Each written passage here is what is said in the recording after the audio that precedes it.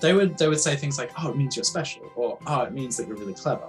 But that didn't really mean anything to me, and I didn't really understand what it was until I was older and did my own research.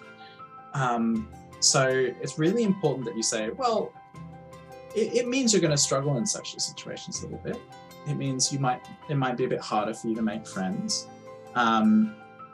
And it means that like you might struggle a little bit when you're feeling angry or sad when compared to some other kids. But it also means you're really creative. It also means that you have a really unique way of looking at things.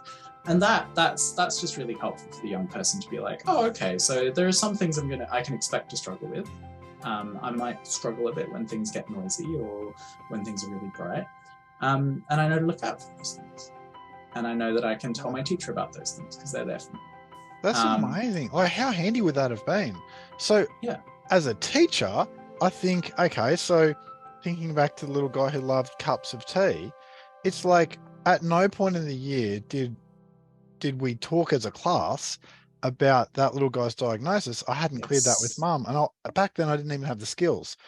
Yes. Whereas, you know, if I could rewind the clock, hearing what you're saying, I'm like, well, the first thing I'd do is I'd chat with mum. Look, is this helpful or unhelpful? And then I'd chat with that young man. And then we'd do that. We'd have that conversation. There were lots of times where, you know, kids would complain at me about what that guy was doing. And I'd say, well, hold on, you know, let's call him William. You know, his name's exactly. I was like, guys, William is William. We can live with this.